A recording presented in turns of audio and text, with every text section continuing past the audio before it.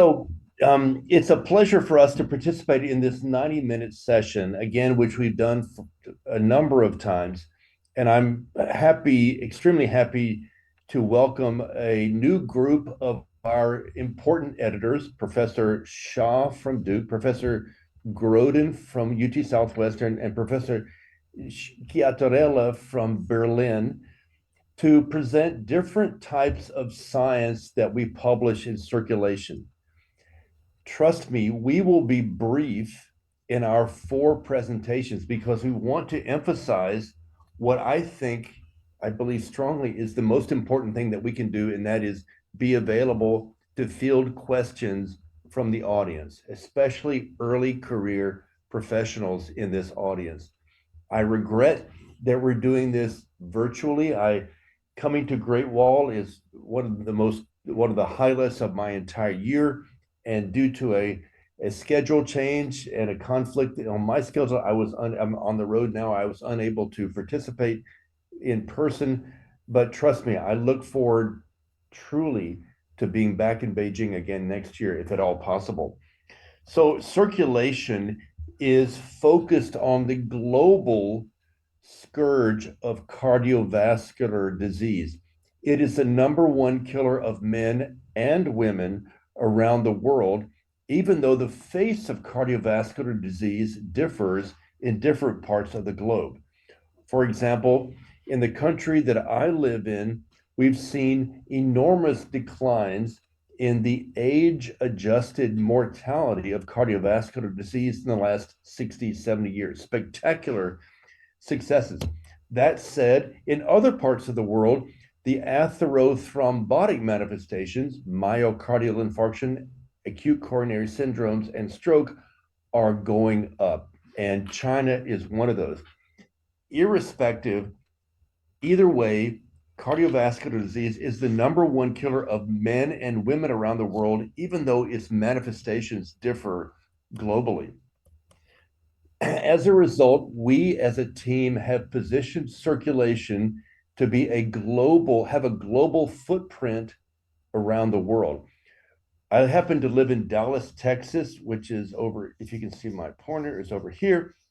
And we have about a third of our editors in Dallas, another third in the US outside of Dallas, but another third around the world, 7 in Europe, 6 in Asia, including Professor Ma Chong-sheng in your Beijing right there, one of our amazing editors in EP, a dear friend of mine.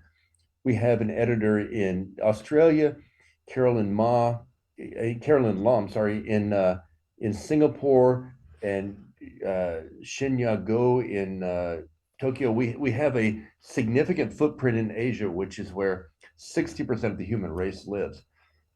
As you may know, 7 or so years ago, we completely changed the footprint of circulation. And I'll go through that briefly because I think at this point, many of us are familiar with this. The senior leaders is a global footprint, including myself and James DeLemos, the executive editor, and Darren DeLemos, also in Dallas. But we have editors Victoria Delgado and Sonia El Khatib in either in Barcelona or in the United States, and Gabriel Steg in Paris. We have again, every week we have a 2-hour video call with editors around the world, quite literally around the world, as illustrated here. And again, I'll go through this briefly as I think most of us are familiar. We have leaders in 17 different countries. Our focus is on impact, not impact factor, but the impact that we have on the way you think about a disease, a pathway, a therapy, a diagnostic strategy.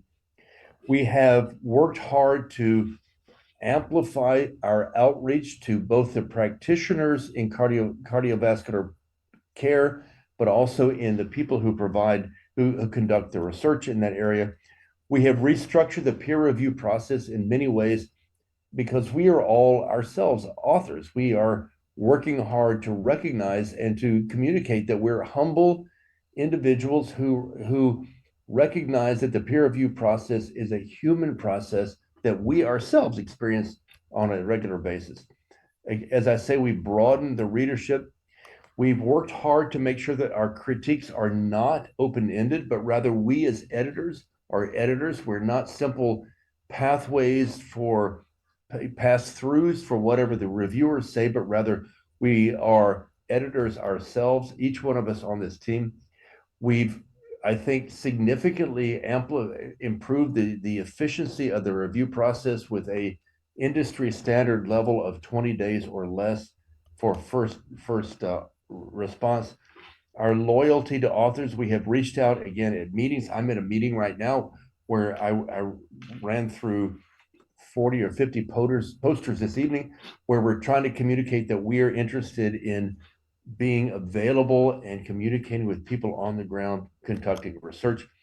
We have an amazing podcast that was spearheaded by Carolyn Lum that now is run by Greg and also by one of our social media editors, Peter Myre. We have launched two different important recognitions for the best clinical paper and for the best basic translational paper, as illustrated here. And also every year, this is something that Darren McGuire has spearheaded, that every year we collect the best reviews that we have collected from our amazing group of peer reviewers, and we provide these individuals and their supervisor. Many of these people are early career people.